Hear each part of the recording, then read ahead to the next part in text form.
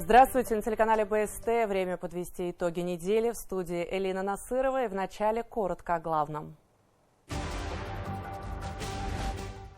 Из гражданских специалистов профессиональных солдат. Каждый из наших ребят, которые сейчас пишет историю, на простых работах работали, пошли защищать нашу страну. Покажем, как мобилизованные из Башкортостана выполняют боевые задачи в зоне СВО. Очевидно, что приобретенный военный опыт пригодится и в мирной жизни. В регионе стартовала новая кадровая программа «Герои Башкортостана». Из ребят, участников СВО, будем готовить управленческие кадры. Всем удачного сезона! Я сегодня увидел, что у нас есть проблемы. Эти проблемы мы будем потихонечку решать через системную работу. В Башкортостане не намерены избавлять темпы поддержки садоводов. В планах догазификация, строительство дорог и налаживание электросетей. А еще у дачников появится свой собственный день. Проблемы, которые были 3-4 года назад, они были несоизмеримо больше, чем сегодня.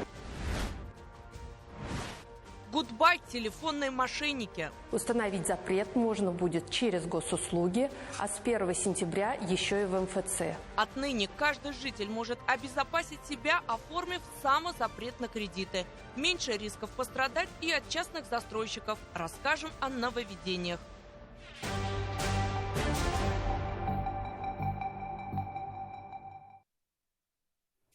Выпуск начнем с репортажей из зоны СВО. Мобилизованные из Башкортостана с честью выполняют боевые задачи, помогая освобождать Донецкую Народную Республику от вооруженных формирований Украины. За период участия в специальной военной операции представители разных профессий превратились в настоящих бойцов, которые, проявляя мужество и героизм, отстаивают интересы России. Во время ротации с отдельным пулеметным взводом полка мобилизованных встретился наш военный корреспондент Азат Садриев.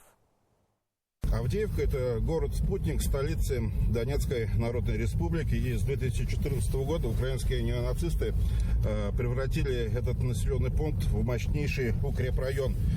За это время они окопались на несколько этажей вниз, поэтому и выбивать их пришлось долгие 10 лет. Сейчас город освобожден, линия фронта отодвинута чуть дальше, и жители Донецка уже могут жить в относительном спокойствии. То есть постоянных прилетов из Авдеевки по Донецку не наблюдается. В освобождении этого города принимали участие и мобилизованные из Башкортостана. Бойцы отдельного пулеметного взвода поддерживали своим огнем подразделения российской армии. ДШК, крупнокалиберные станковые орудия еще советского производства, помогает солдатам и в современной войне. Можем помогать пехоте, например, при наступлении, там, скажем, можем обработать, также можем коптеры сбивать. Поэтому до сих пор нам хорошую службу ведет, хорошие результаты показывает. САПа – мастер спорта международного класса по силовым видам единоборств. Еще до мобилизации занимался военно-патриотическим воспитанием молодежи. Поэтому и во взводе у него порядок. Ребята знают, за что воюют. Каждый из наших ребят, которые сейчас пишет историю, такие же простые заводчане, такие же простые трудяги, на простых работах работали. В свое время стали духом и пошли защищать, так скажем, нашу страну, достойно нашу родину, не посрамить нашу республику. И не посрамили, с честью выполняют поставленные задачи. Поменяли уже немало направлений. Ни один город, ни одну деревню уже освободили. Очень много гражданских вывели. Бабушки у нас попадались по 96 лет. Они там в своей детстве, например, провели в детстве Великую Отечественную, попали под обстрелы и были также эвакуированы, рассказывают нам. И сейчас в 96 лет они уже с нами эвакуировались. По лесопосадкам по 6 километров выходили, такие ситуации были. За мужество на поле боя многие бойцы подразделения отмечены госнаградами. Но приятнее всего было получать башкирские медали из рук главы республики, говорят наши мобилизованные. Я был удивлен, сам Ради Хабиров приезжал к нам Практически от ЛБС тогда на тот момент было около 3 километров, 5, можно сказать. И я был удивлен, сам Ради Хабиров, огромное спасибо ему. Приехал награждать нас медалями Шоймуратова. То есть вот тут ощущается поддержка огромная, колоссальная, что вот сам лично глава приезжает, нас и награждает.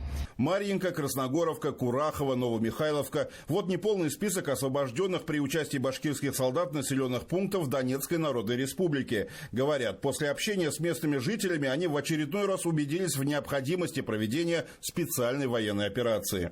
Я думаю, они все безбожники, потому что верующий человек не может совершать таких действий. Получается, отца семьи убили на месте, 2 девочек заперли в подвале, мать изнасиловали, тоже убили. И вот, получается, соседка приняла этих 2 девочек и забрала с собой.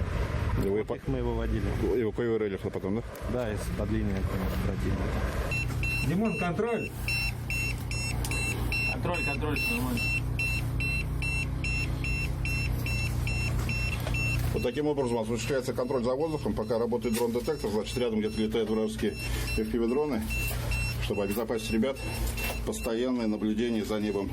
Как говорят, в такой ситуации военной, небо грязно. Бою! Зарядили! Любые возможные ситуации на поле боя отрабатываются во время учений. Особое внимание уделяется оказанию первой помощи при ранении. Важна и физическая подготовка, чтобы перемещать станковый пулемет. Весит он 35 килограммов, и каждая коробка с патронами еще по 13. Пулемет ДШК довольно сложное оружие, и чтобы грамотно управлять им во время боя, где постоянный риск попасть под вражеские FPV-дроны, нужно, конечно же, мужественное самообладание и твердо знать, что, как и зачем ты делаешь. Поэтому такие занятия на полигоне, они необходимы. Именно здесь ребята оттачивают все свое мастерство, а потом уже используют все полученные навыки непосредственно на линии боевого соприкосновения. На прикрытие стою. Держи работу! Огонь!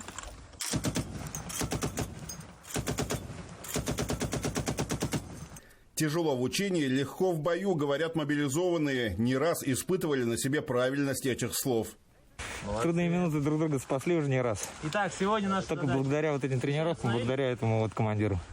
Благодаря опытному командиру в подразделении не было безвозвратных потерь. Все верят в скорую победу и возвращение домой, где их уже ждут. Многие планируют принять участие в проекте «Герои Башкортостана», которыми они и являются. Отношусь очень позитивно. Огромное спасибо главе Башкортостана Хабирову Радию Фаритовичу за то, что он инициировал такой проект. Он поможет дальнейшим бойцам, которые приедут на гражданку, уже будут работать, искать работу, им будет уже полегче в этом плане. И мы знаем то, что нас не забывают. Башкирия нам помогает очень сильно. Все жители Башкирии, глава Башкортостана, главы районов. Им огромное спасибо. Но до возвращения еще нужно поработать здесь, говорят бойцы. Осталось немного. Пока же, пользуясь случаем, передают приветы своим близким. Я хотел бы передать привет своим родителям, своим близким, друзьям, детскому садику номер 65, 46-й школе. Хочу передать привет своей маме, своему отцу. Мама, я тебя очень люблю. Скоро будем дома, так сказать. Враг пока еще дышит, но это ненадолго. Еще хочу передать привет всем тем, кто меня знает, моей республике, моей стране, так сказать. Скоро вернемся. Азат Садреев, Айнур Кабиров, Иван Шабрин. Итоги недели. Донецкая Народная Республика. В сюжете уже прозвучала мысль про программу «Герой Башкортостана». Это региональный кадровый проект по типу федерального. Инициатором создания выступил Ради Хабиров. Цель проекта – подготовить управленцев из числа военнослужащих СВО для органов государственной и муниципальной власти. Кандидатов ждет отбор. Предложение трудоустройства получат те, кто покажет наиболее высокие результаты. Подробности расскажет Альфия Аминева. Вот этот пулемет мы увеличили короб. Теперь емкость этого магазина составляет 1500 патронов. То есть 1500 патронов мы готовы выехать и за раз отстрелять. Смекалка, умение подстраиваться под ситуацию и принимать верные решения в трудный момент. Вот то, что отличает бойцов на передовой. Эти навыки не раз спасали солдатам жизнь. А в мирное время, как считает военнослужащий с позывным «Матроскин», помогут и на гражданском поприще. Поэтому не исключает, что попробует силы в новом проекте «Герои Башкортостана». Думаю, что это уникальная возможность проявить себя, так как если уж в тяжелых условиях можем что-то сделать, то и стране поможем. В мирное время, я думаю, наши навыки тоже где-то пригодятся. И таких деятельных людей с организаторскими способностями в зоне спецоперации много. По сути, это представители региона со всех сфер жизни, которые пополнили свой опыт военными навыками. Все ребята имеют самые разные гражданские специальности, да, там вот здесь служат вплоть от трактористов до высших руководящих должностей, директора предприятий, депутаты. Один из таких Юлай Ильясов. Несколько лет он руководил администрацией Куйыргазинского района, а после поездок с гуманитарной миссией в зону СВО в конце 2023-го и сам встал в ряды вооруженных сил. Сейчас чиновник вернулся и снова руководит муниципалитетом. Он уверен, те, кто с оружием в руках защищал свою родину, вполне могут внести вклад в государственном и муниципальном управлении. Если ты патриот, это должны быть не лозунги какие-то, а реальные твои дела, реальная твоя жизнь. Вся семья должна быть здесь, работа должна быть здесь, родина, Тайсал должна быть здесь. И ты должен переживать и болеть за судьбы своего народа, как бы это пафосно ни звучало, за судьбы своей родины. Она одна. К тому же такие управленцы смогут говорить на одном языке с ветеранами боевых действий. Подать заявку можно на сайте героибашкортостана.рф. Требуется заполнить анкету, написать эссе, пройти онлайн-тестирование и собеседование.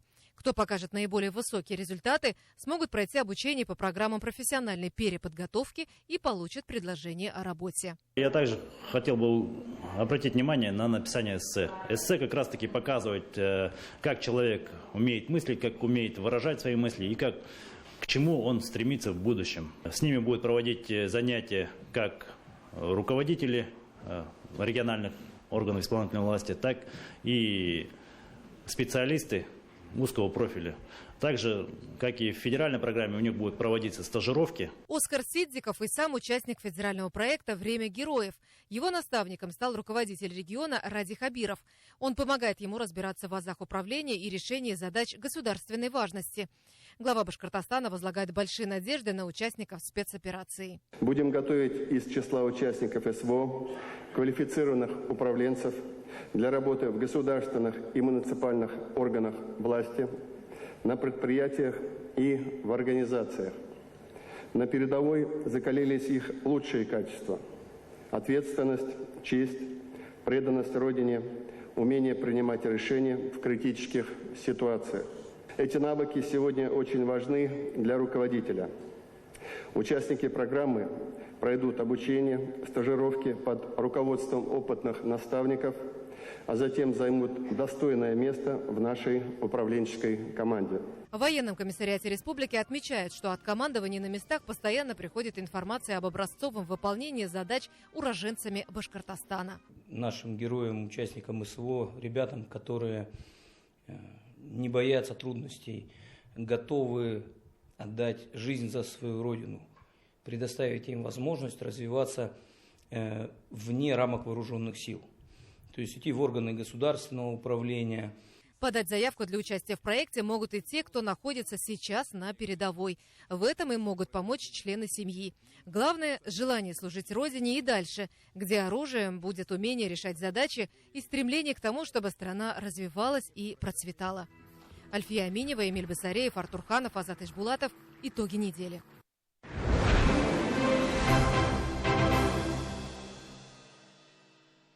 В регионе вовсю готовятся к дачному сезону. В 2025 году на господдержку СНТ планируется направить 223 миллиона рублей. Больше половины суммы пойдет на ремонт подъездных дорог. Об этом заявили на форуме «Смарт-садовод», который прошел в Уфе. Ради Хабиров поручил муниципальным чиновникам активнее работать с дачниками, помогая решать задачи. Глава республики также напрямую пообщался с председателями садов, выслушав о проблемах. Как за последние 4 года изменилась ситуация в этом секторе, расскажет Артур Шамсудинов. По инициативе главы деловая программа форума началась на час раньше намеченного времени и прошла в формате прямого диалога. В одном зале собрались председатели республиканских СНТ и представители органов власти всех уровней. Я бы хотел от вас услышать еще раз, что вас волнует, какие проблемы есть, потому что все наши действия, которые мы предпринимаем в рамках развития и поддержки садов и огородов, мы, конечно, делаем, исходя из ваших потребностей, из того, как вы себя чувствуете. Ради Хабиров, в частности, пообещал передать в прокуратуру информацию о приватизации земли в одном из СНТ. По словам жителей, участок площадью 30 соток незаконно занял новый владелец, который к тому же перекрыл доступ к озеру. Люди также жаловались на некачественно сделанные дороги к садам, проблемы при передаче электросетей в энергокомпании и казусы с двойным налогообложением. Каждую конкретную историю Ради Хабиров взял на контроль, а также поручил Минсельхозу проводить тематические встречи не реже раза в квартал. Условно, вот системные вопросы по энергообеспечению. Собираете, значит, это, даете поручение, значит, Минпрому. Минпром собирает сетевиков, Минпром собирает исполнителей, Минпром собирает руководителей. Кому неудобно, пожалуйста, значит, сейчас все возможности в режиме видеоконференции и проведите раз в квартал. Раз. Второе, значит, земельные вопросы. Вот, пожалуйста, Росреестр здесь с нами всегда, Минзем здесь сидит. Собрали, все связано с этим. По дорогам, вот Министерство транспорта здесь и так далее. Главы муниципалитетов, вот я при всех вам говорю, вы вот эту армию сделайте своими союзниками. Они деятельные, за ними люди стоят. А чтобы они стали вашими союзниками, надо им помогать. За проблемы садоводов власти плотно взялись 4 года назад. Форум «Смарт-садовод» как контрольная точка, где обсуждают, куда двигаться дальше. За 3 года на поддержку СНТ выделили 576 миллионов рублей. Средства пошли на ремонт дорог, установку электросчетчиков, обустройство мусорных площадок, возмещение затрат на ремонт систем водоснабжения и пожаротушения. Улучшения затронули почти 500 садовых товариществ. Конечно же, те проблемы, которые были 3-4 года назад, они были несоизмеримо больше, чем сегодня. Дело в том, что на сегодняшний день уже известны определенные шаги, алгоритмы для разрешения возникающих вопросов у садоводческих товариществ. Большую работу провели и в части догазификации садовых товариществ. Совместно с «Газпромом» организовали инвентаризацию домов, которые вошли в план-график программы до 2026 года. В списке 63 сада в 8 муниципалитетах. Вот и в рамках форума Ради Хабиров дал старт работе еще одного газопровода в садах УМПО в Калининском районе Уфы. Уважаемый Ради Фаритович, разрешите пуск газа? Запуск разрешаю.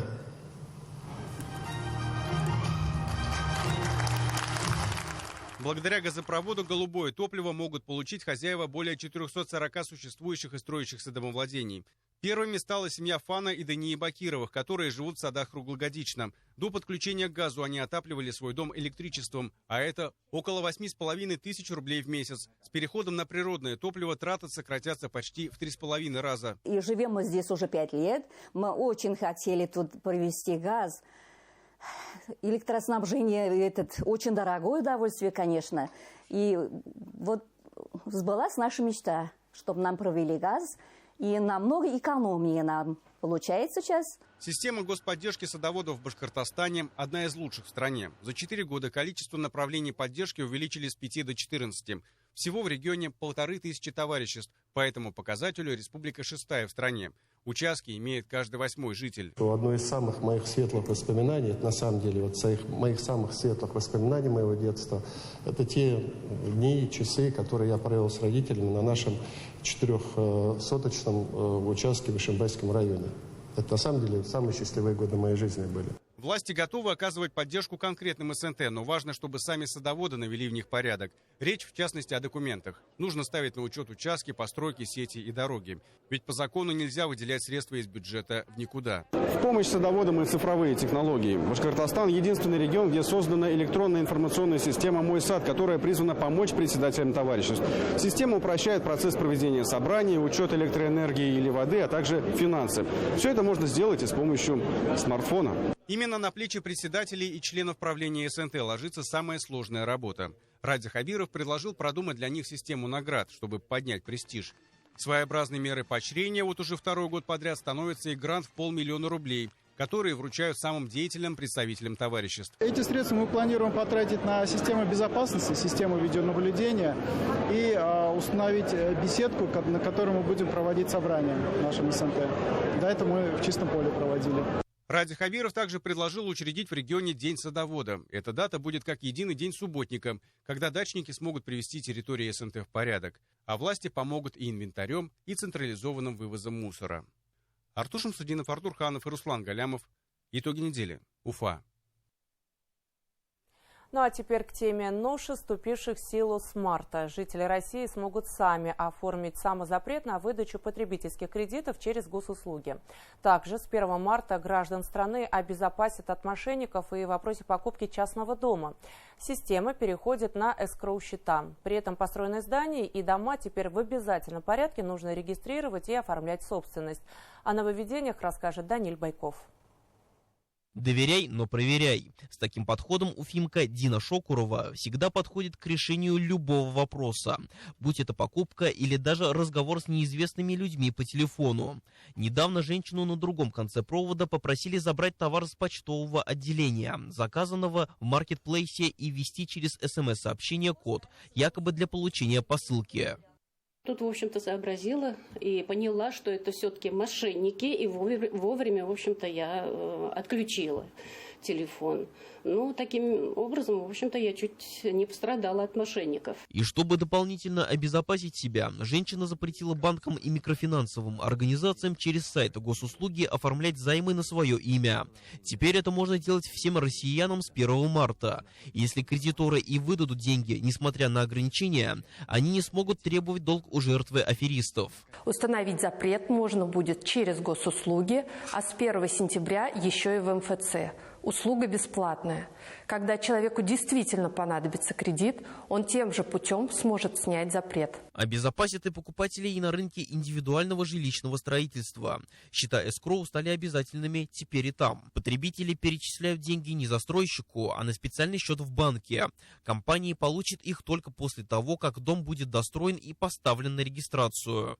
И мы понимаем даже, что если, не дай бог, что-то произойдет у застройщика, что деньги гораздо защищены, находятся на счетах, поэтому этот механизм давно требовался по ИЖС. Порядка 24 тысяч индивидуальных домов было построено и зарегистрировано. Надо смотреть на те безопасные схемы, которые позволяют в том числе сохранить ваши деньги в случае какой-то непредвиденной ситуации. К примеру, около 200 семей Башкортостана поверили яркой и красочной рекламе. Они вложились в строительство частных домов, отдав свои кровные в организацию Уфа Хаус, она же Грандстрой. Известно, что руководитель компании сейчас находится за границей.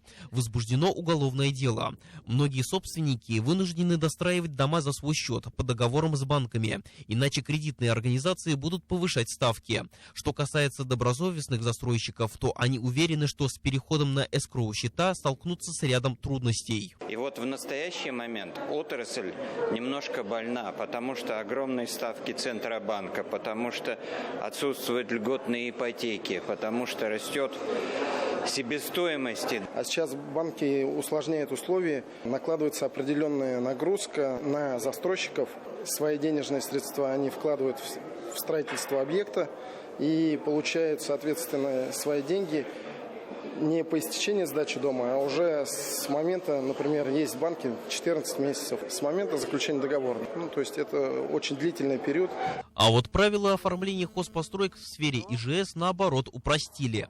Речь идет о сараях, банях, погребах, летних кухнях, колодцах, которые возвели до 1 января этого года. Кроме того, сделки по земле с марта будут регистрировать только с точными границами участков. Также россияне в обязательном порядке должны регистрировать права на построенные дома и здания. Новшество не будет распространяться на уже возведенные объекты. Если человек не проведет данную процедуру, то он не будет считаться собственником. Поэтому с 1 марта законом вводится принцип «построил, оформи», согласно которому эксплуатировать построенные здания и сооружения, например, подключать коммуникации, можно будет только после их оформления. В прошлом году жители Башкирии оформили в собственность более 18 тысяч жилых домов, что на 23% больше, чем в 2023. С начала весны в Башкортостане запретили продавать алкоголь в магазинах, которые расположены в жилых домах с 11 ночи до 8 часов утра. ифтара. Ограничения не распространяются на рестораны. Парламентарии считают, что благодаря новшеству в регионе удастся решить проблему так называемых наливаек, которые днем работают как магазины, а вечером превращаются в объекты общепита и практически круглосуточно проводят торговлю алкогольной продукцией. Стоит отметить, что по всей стране детям запретили продавать энергетики и баллончики для заправки зажигалок. В лучшую сторону произойдут изменения для людей с ограниченными возможностями. Для инвалидов введут единый стандарт реабилитации, который включает медицинскую и психологическую помощь, вплоть до профориентации и переобучения. Военные в отставке получат прибавку к пенсии. Их проиндексируют, исходя из уровня инфляции. Средний размер выплаты – 43 тысячи рублей. Даниль Байков, Артур Хуснутдинов. Итоги недели. На этой неделе у мусульман всего мира начался священный месяц Рамадан, в который верующим необходимо соблюдать строгий пост. Он продлится до 29 марта. Воздержаться от пищи верующим необходимо от рассвета до заката. Послабления даются для детей, беременных и кормящих матерей, пожилых и больных людей. Во время поста они допустимы и для солдат, исполняющих свой воинский долг. Одно из главных условий поста – очищение духа и тела от всего пагубного и свершение добрых дел. Подробности в следующем материале. Аллаху Акбар, Аллаху Акбар, Аллаху Акбар. В этой семье молельные коврики расстилают и для малышей. Всех сур они еще не знают, но это не повод пропускать намаз. По словам Рифата Ракаева, священный месяц Рамадан они ждут как главный праздник. Поститься он сам начал еще в 8 классе. Воспитатели удивлялись, вы, говорит, еще маленький, у вас, говорит, даже греха нет, почему вы держите уразу? В то время, альхамдулилля, нам нравилось держать уразу, то есть ощущали вкус пищи, воды, именно вот этот вкус. То есть именно смотрели на старших, как уразу, и нам было интересно, как держать уразу. И альхамдулилля нас именно вот повара поддерживали, для нас отдельно приготовили, там, потому что там по времени только кушали. А в наше время пораньше было, они для нас пораньше готовили. Любовь к мусульманским обычаям прививают и каждому из 5 детей в семье. Я уже пытался, держать уразу, и у меня там получалось до обеда. А в этом месяце я уже хочу, побольше попытаться. Пробовала поститься еще в детстве и супруга Рифата Рамиля, а уже больше 10 лет выдерживает весь срок в священный месяц. По опыту в семье знают, что лучше есть утром и вечером, чтобы весь день не чувствовать голод. Месяц Рамадан мы на ифтар мы стараемся кушать легкую еду, полезную, а на сухур более плотную, насыщенную еду. В этой мечети в селе Булгаково первый ифтар по-настоящему первый. Ее построили летом прошлого года. Верующих сюда пришло немного, и за столом все как одна большая семья. Среди них много тех, кто помогал строить мечеть. Раис Шакиров и его супруга говорят, богоугодное дело помогло стать ближе к Всевышнему. Наступил месяц Рамадана, и мы решили тоже держать пост. Вот, можно сказать, мы первый день, с 1 марта начали вместе держать пост. Новые деревни, новые люди все, и мы вот эта мечеть нас объединяет всех. Именно мы мало знали, с соседями мало общались, и вот сейчас начали больше общаться, больше видеться. Это все силами народа, силами прихожан. Кто чем мог, все помогли, альхамдулилля. Кто кирпичи, кто плиты здесь, кто техника, очень огромную помощь оказали. Месяц Рамадан продлится до 29 марта. На протяжении этого времени верующим необходимо соблюдать строгий пост. От рассвета до захода солнца воздерживаться от принятия пищи и воды. Страдающие хроническими заболеваниями, беременные и кормящие женщины, пожилые и бойцы на передовой могут не держать уразу, либо перенести пост на более удобное время. Если человек держит пост и он заболел, то эти дни он оставляет до лучших времен, когда оправится.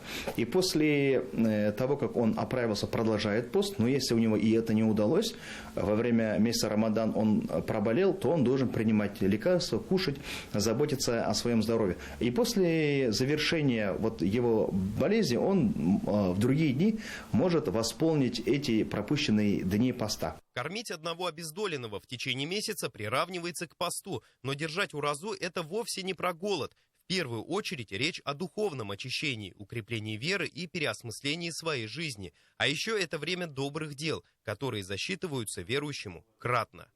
Эмиль Басареев, Динара Таймасханова, Артур Ханов, Шамиль Каримов и Виктор Меренков. Итоги недели.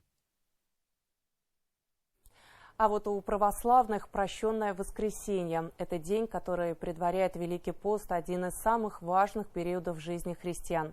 Это время подготовки к Светлой Пасхе, которую отметят 20 апреля.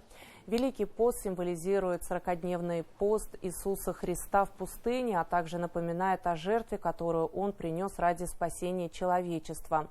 Так совпало, что в этом году он начинается практически одновременно с Уразой. На неделе Ради Хабиров обозначил ключевые задачи развития Уфы. В башкирской столице в этом году планируют начать строительство Академии тенниса и Центра прогресса бокса. А в рамках благоустройства общественных пространств приведут в порядок 9 локаций. Приводит порядок и историческое наследие. Речь, в частности, о некогда популярном кинотеатре «Победа». Обо всем подробнее расскажет Руслан Батыргареев. Это сейчас вокруг жилые дома и оживленные улицы, а начинали строить в буквальном смысле слова в чистом поле. Первый камень будущего кинотеатра в Черниковке заложили 9 мая 1945 года. Оттого и название у него другого быть не могло – «Победа». Спустя почти 80 лет объекту культурного наследия решили дать вторую жизнь. В 2024 году приступили к капитальному ремонту кинотеатра «Победа» с переобустройством в театр юного зрителя. Здание нуждалось с 48 года постройки, нуждалось в капитальном ремонте. Состояние было уже такое значительно аварийное. Приступили к восстановительным работам по усилению фундаментов. Помимо этого установили металлические каркасы чердака и зрительного зала, завершили устройство крыши. С тем, как продвигается масштабная реконструкция исторического объекта, ознакомился глава республики. Это объект культурного наследия. Все-таки, наверное, каждый уфимец знает о нем. И это очень красивый сам по себе объект. И он на красной линии стоит. Поэтому у нас давно были переживания по его судьбе. Самое главное, мы никак не могли определиться все-таки, что здесь сделать. Сейчас я городу благодарен и нашему Министерству культуры. Мне кажется, они нашли такое сбалансированное решение. Некогда один из самых популярных кинотеатров Уфы в советские годы не раз был среди лучших в Союзе. Здесь регулярно устраивали кинофестивали, а в здании действовал киноуниверситет. Последний фильм был показан в 2017-м, а в 2022-м здание передали театру юного зрителя, под нужды которого его и переоборудуют. Поэтому проект реконструкции предусматривает и функциональную перепланировку. Что нам это даст? Во-первых, это увеличение нашего зрительного зала, то есть мы сможем показывать наши спектакли гораздо большему количеству зрителей. Плюс, естественно, это техническое усовершенствование. Мы сможем добавлять всевозможные краски путем световых эффектов, видеоэффектов. На восстановление кинотеатра «Победа» потратит более полумиллиарда рублей. В течение 1,5 лет реконструкцию объекта должны завершить. В ближайшее время планируется приступить к реконструкции еще одного культурного объекта в Уфе. Это Русский драматический театр. О необходимости привести его в порядок на неделе на заседании Уфимского горсовета заявил глава Башкортостана. Что касается сферы культуры, необходимо модернизировать Русский драмтеатр. И приступаем к работе по госцирку. В федеральном бюджете на эти цели заложено 2 миллиарда рублей. Необходимо сдать этот объект в 2028 году. А еще уже в этом году в Уфе хотят начать строить Академию тенниса и Центра прогресса бокса. Также планируется проектирование легкоатлетического манежа с училищем Олимпийского резерва. Все это украсит облик столицы, который и без того преобразился к юбилею. Открыли обновленный театр кукол, Международный дворец борьбы, Центр фехтования и, в первую очередь, комплекс гребного слалома, а также Центр спортивной подготовки имени Ульфата Мустафина. Меняется в лучшую сторону и внешний вид исторического центра. Мы установили своеобразный рекорд. В прошлом году мы отремонтировали более 20 объектов культурного наследия. В предыдущие годы ремонтировали максимум по 4 объекта. Ради Фаридович, большое спасибо за это целевое финансирование. И вот благодаря вот этому толчку мы в этом году запускаем в городе программу «Уфимское наследие» и предусматриваем грантовую поддержку на ремонт объектов культурного наследия в исторической части нашего города с финансированием более 200 миллионов рублей. В рамках благоустройства общественных пространств столицы республики в 2025-м приведут в порядок 9 локаций. Что касается обновления первичного звена здравоохранения, планируется капитально отремонтировать 9 поликлиник. Уфа должна жить по стратегии постоянных изменений в лучшую сторону. То есть каждый год в Уфе что-то должно происходить. Каждый год дворы, каждый год подъезды, каждый год улучшение жилищно-коммунальной инфраструктуры, каждый год парки и так далее. Поэтому вот этой стратегией мы следуем. У нас слаженная работа и правительство, и администрация города Уфы. Главное – активнее работать с людьми и выстраивать с ними диалог. А если есть негативные вопросы, на них нужно обязательно отвечать, подытожил глава Башкортостана. Руслан Батыргареев, Артур Ханов, Азат Ишбулатов и Руслан Галямов. Итоги недели. Уфа. В центре внимания было и развитие Зауралья. На этой неделе жители Абзелиловского района поделились проблемами с председателем Общественной палаты Башкортостана. В селах Целинный и Гусево развернулись диалоговые площадки, которые охватили жителей нескольких населенных пунктов. На встрече поднимались такие насущные вопросы, как ремонт дорог, медицинское обеспечение и беспризорный скот, создающий аварийные ситуации на дорогах. Что нужно сделать и какие проекты уже реализуются в сердце Зауралья, в репортаже Алии Ильтубаевой. До завода Сименса у нас рабочие работают, ездят бомбиты, там асфальта нет. Все знают, что элеватор, там дороги вообще нет. Зерно возим, все возим. Ребята, с 53-го года у нас целинный совхоз, дороги нет. Бездорожье на селе стало одной из самых обсуждаемых тем на диалоговой площадке. Абзелиловцев беспокоит состояние дорог до Магнитогорска и до цементного завода «Цемикс». Говорили и о медобеспечении. Житель деревни Аль-Мухаметова Фергат Ахметьянов обратился с просьбой вернуть закрывшуюся госаптеку и рассмотреть возможность централизованного прикрепления к больнице Сибая. Месяц-два, наверное, мучились, ездили в город, в район. Район тоже 45 километров. Ездили за таблетками. Я, как отец инвалида, вообще не понимаю, почему так творится у нас. Сейчас приходится ездить в Сибай. От нас 37 километров, дорога очень хорошая. Нас бы закрепили туда, город Сибай, проблем не было бы. В чрезвычайной ситуации местные жители вынуждены ездить в Белорецк, а это 160 километров пути, так как в райцентре нехватка специалистов и необходимого оборудования. Все обращения фиксировались членами Общественной палаты республики.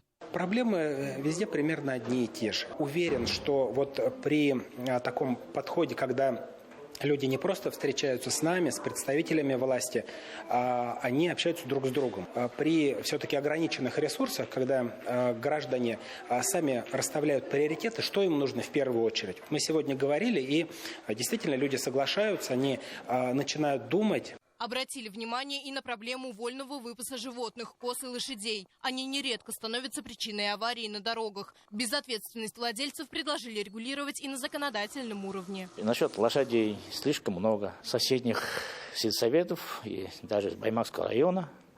Все на нашей территории. У нас в основном зерновые поля, сенокосные угодья большие у нас. Они все сюда идут. И летом мучают, мы за ними гоняемся, и зимой, тем более на Тебеневку у нас идут и пасутся они. И ночью на дорогах аварии постоянно делают. На встречу в селе Гусево собрались жители 6 соседних поселений. В топе обращений – асфальтирование деревень, проведение ремонта и отопления в сельских клубах и библиотеках, снос заброшенных домов, нехватка ветеринаров, а также вопросы газификации и водоснабжения. И здесь людей беспокоит вопрос оказания первичной медпомощи, которую они могут получить в 7 километрах от дома. У нас ФАП в аварийном состоянии и нету фельдшера. У нас старики и дети маленькие есть. Мы болеем, ездим в Гусевку каждый день на уколы и на капельницу. Как быть? Проблема такая у нас. И ФАП обещали нам в 2024 году начать строить, но нету шевеления, 25-й год уже. Тем не менее, говоря об изменениях, за последние 5 лет в Зауралье активно строятся трассы, появляются социальные объекты. Абзелиловский район ведет активную работу по развитию сельского хозяйства, предпринимательства и промышленности. Экономика неразрывно связана с социальной сферой. Абзелиловский район – это один из немногих районов, где увеличивается количество жителей. И, естественно, это от нас требует больших усилий, внимания, социальной сфере. Мы не забываем о здравоохранении. По нацпроектам в райцентре селе Аскарова сейчас строят детскую поликлинику на 150 посещений с переходом в центральную районную больницу, а также школу, совмещенную с детским садом. Объекты рассчитаны на 800 мест и планируют сдать уже этим летом. Садик на 160 детей, школа на 640 учеников, плюс сюда же входят музыкальная школа. Территория очень большая. Все работы строительно-монтажных работ и отделочных, включая благоустройство, планируем завершить летом. Скорее всего, наверное, будет июль-август. Что касается текущих обращений, то их по итогам визита обещают запустить в работу. Только за прошлый год члены Общественной палаты Башкортостана посетили все районы республики не менее 2 раз. Сейчас область мониторинга сузилась. Под контролем оказалась жизнь людей в конкретных населенных пунктах. Решать проблемы точечно, уверены эксперты, гораздо эффективнее и быстрее. Прошедшие в селах Целинное и Гусево мероприятия позволили еще больше укрепить диалог между населением и органами власти. Жители смогли оставить свои обращения на бумаге, а также направить их на электронную почту. Все волнующие вопросы будут оперативно рассмотрены Общественной палатой республики и направлены в соответствующие органы. Жители получат ответ в кратчайшие сроки. Алия Альтубаева, Артур Хуснудинов, Виктор Демидов. Итоги недели. Абзелиловский район. Ну и пару слов о внешнеэкономическом сотрудничестве. В Уфе зарегистрировали новое предприятие «Территория развития электротранспорта МАЗ УТТЗ». Представители Минского автозавода и Уфимского трамвайно-троллейбусного завода принял глава республики. Ради Хабиров отметил, что если раньше УТТЗ собирал буквально единицы электромашин, сейчас уфимские троллейбусы занимают 40% российского рынка. За 2 года работы совместно выпущено уже 700 троллейбусов. Инвестиции в новый проект предполагаются в объеме порядка 1 миллиарда 600 миллионов рублей. Новое производство будет размещено рядом с индустриальным парком «Уфимский» в рамках особой экономической зоны «Алга». Срок строительства производственного комплекса 2 года. В свою очередь гендиректор МАЗа отметил важность сотрудничества с Башкортостаном. Мы очень долго к этому событию шли, скажем так, методом проб и ошибок. Вот если вспомнить сотрудничество ваше и нашего Уфимского троллейбусно-троллейбусного предприятия, буквально единицы собирали троллейбусов, изделий, занимали очень маленькую долю рынка, а сейчас это вполне себе такое крупное предприятие. Есть вопросы, связанные с открытием финансирования, со строительством, но они все решаются, мы умеем все вопросы решать. Если мы что-то говорим, собственно, мы обязательства эти выполним. Я убежден в том, что у нас хорошая перспектива сотрудничества. В общем-то, еще поблагодарю той инвестиционной политике, которую вы проводите, и тем возможностям, которые у нас сегодня предоставлены, и те возможности по созданию промышленной площадки, которые мы реализуем, они еще в большей степени нам позволят и решить импортозамещающие вопросы. В Уфе издателя «Пруфы» признали виновной в неуважении к власти и обществу. Заседание по очередному делу об административном правонарушении в отношении Руфы Рахимовой на неделе проходило в Кировском районном суде. Не обошлось и без эксцессов. Руфа Гариевна, почему не снимать-то? Не снимать, я сказала. Почему не снимать? Не снимать. Почему? Не снимать. Зачем ты так делаешь? А что такое? Почему не снимать-то? Почему ты так делаешь? Так. А ты кто здесь? В смысле, я просто... Кто у тебя? Покажи удостоверение. Я с вами поздоровался. Меня не надо снимать. Я с вами А поздоровался. вдруг ты какой-нибудь бандит? Я бандит? Вдруг ты хочешь кому-нибудь продать фотографию? Зачем ты меня снимаешь? Вы же уже донос написали на меня 1 раз. Зачем ты? Что я вас в аэропорту снимаю. Рауфа Рахимова накинулась в коридоре на блогера Арслана Нигамадзянова. По словам мужчины, медиаменеджер агрессивно отреагировала на приветствие и толкнула его. А когда он достал телефон и начал снимать ее действия, Рахимова с криками набросилась на него.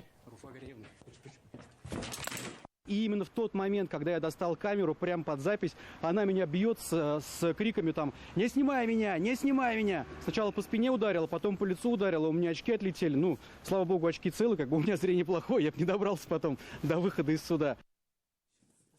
При этом Самара Уфа-Рахимова незадолго до этого провокационно снимала на телефон экспертов, приглашенных на заседание по ее делу. И то, что они просили ее этого не делать, женщину почему-то не смущало.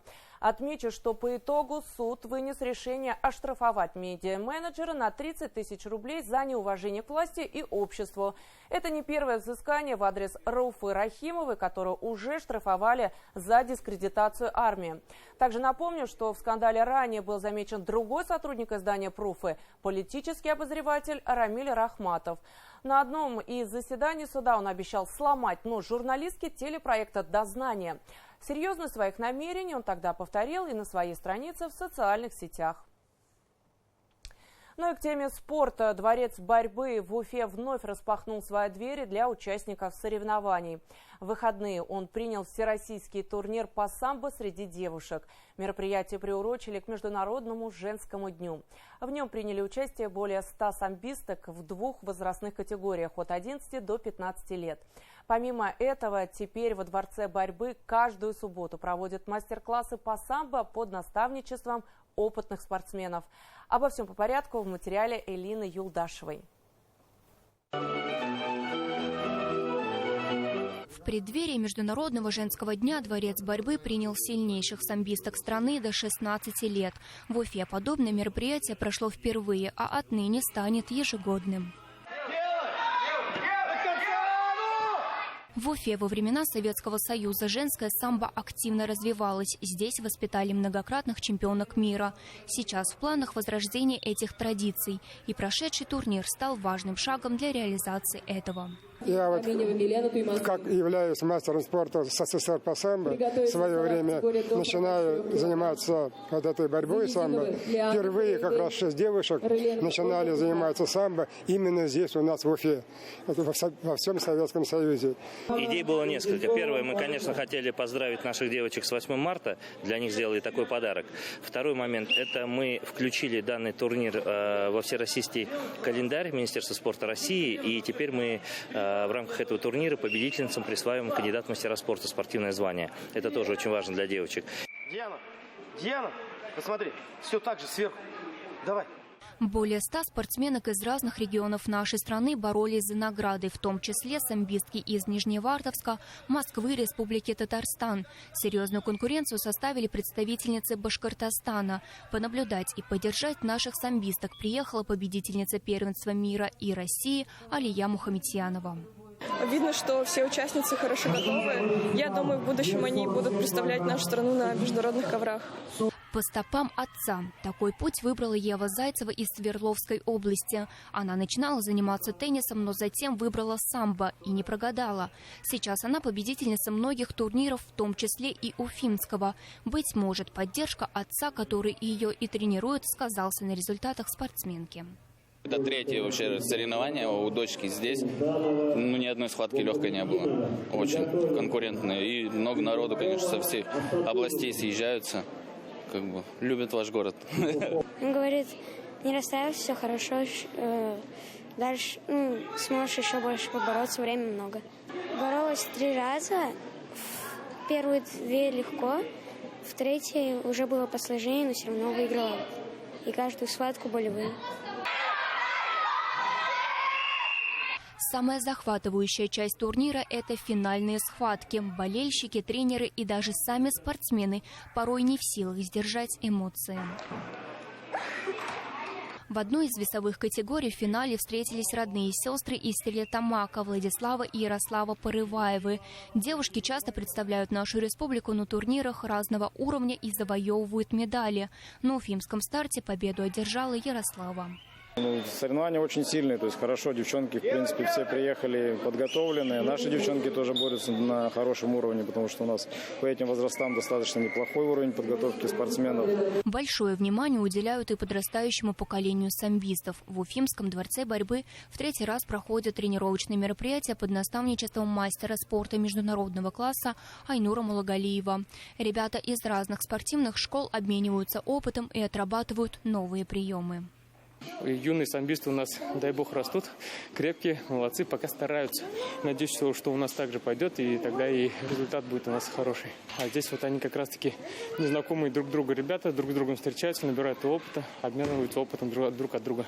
Раз в месяц здесь будут проходить республиканские дни борьбы, где участие примут самбисты со всего Башкортостана. Подобные мастер-классы станут большим толчком для юных спортсменов на предстоящих турнирах. Я хочу мастером спорта быть по самбо и КМСником стать. Стать чемпионом мира. Моя мечта — выиграть чемпионат Кубка мира. И стать КМСом. Спортивные мероприятия во Дворце борьбы продолжаются. Уже на следующей неделе здесь пройдет первенство России до 21 года по греко-римской борьбе. Элина Юлдашева, Ксения Рязанова, Владислав Минязев. Итоги недели. Уфа. Такой была уходящая неделя. Итоги следующие подведем через 7 дней. Далее сразу после нас рубрика «Между нами». Это авторский взгляд нашего коллеги Руслана Шарафудинова. А затем программа «Республика Лайв». Ну а я с вами прощаюсь. До встречи в эфире.